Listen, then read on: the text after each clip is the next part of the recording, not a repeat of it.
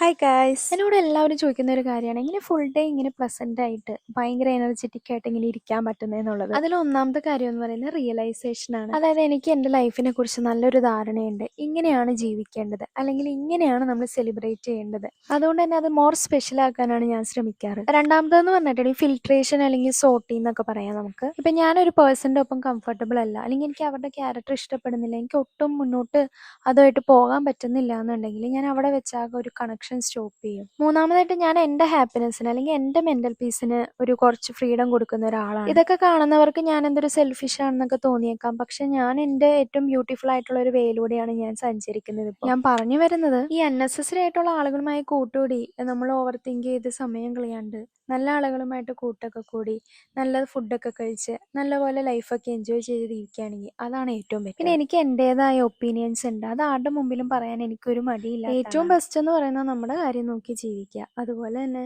Kind ആയിരിക്കുക എല്ലാവരുമായിട്ട്, and value your self.